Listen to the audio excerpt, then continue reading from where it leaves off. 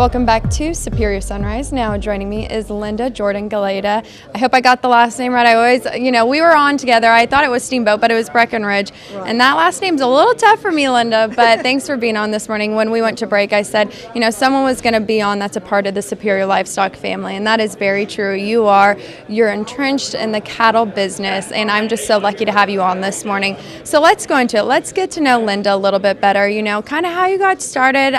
I want you to tell, what you're doing in the fashion. Yeah, your story. I love your story. What led you to today? Well, as you know, I started out, I grew up on a ranch in Katy, but then I had a career in New York in fashion merchandising, and then my dad passed away, and so I had a choice to make. So I could either go back into New York in fashion, or I could go back to the ranch, and the ranch was truly my passion, so I moved back to the ranch.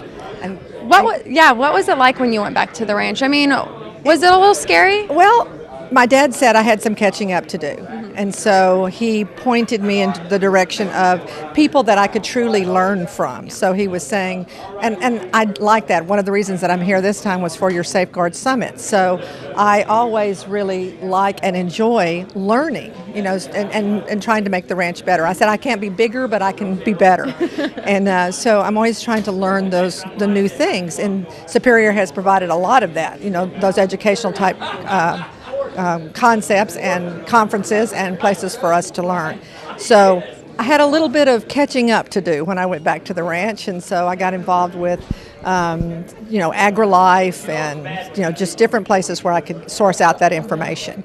And then I of course had to sort through it and work through it as far as what was right for my operation, because not everything's a fit. Yep. And so I had to really sort of go through that and decide what was going to work. And I'm somebody that keeps very intense records on everything.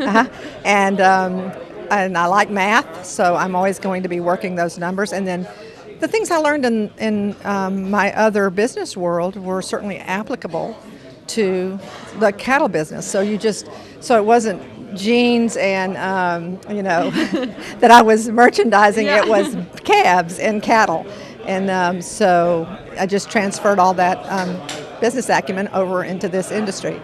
And then of course, the story. I started working with Matt Anderson out of Crockett, and then he got me involved with Superior. And you're right, I'm very blessed to be part of this family. They've done Superior's done a tremendous job of working with us, getting us ready with programs, sort of changing the dynamics of what my herd is all about. So I owe Superior a great thank you and a lot of gratitude too for kind of making us step up the game and to be better. So, well, Matt Anderson, he's a wonderful rep, and I know Superior is so thankful to have you a part of the family. Is there one thing that you can say through all this whole experience, and being in the cattle business, or a piece of advice that your dad gave you that's really stuck with you? One piece of advice would be very difficult, because of course he gave us a lot of advice, and when you're working cows and going through the process all the time, you're always going to think of different things that he has said.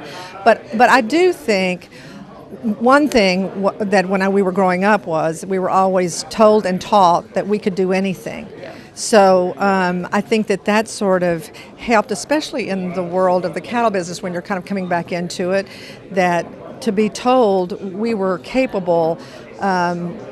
My sister, I had a sister, and that sort of sets the tone for the fact that you feel like whatever the business is, you can learn, you can step in there, and that was another thing. It was always research and then take from that information and make it the best. What's the best application for your business? So I guess those were the two pieces that I've really kind of hung on to. Is number one, work ethic. We can get in there, we can do it, and there's going to be failures and disappointments along the way. That's a part of the business, huh? There have been, yes. Ranchers have to have a great sense of humor, right? They do.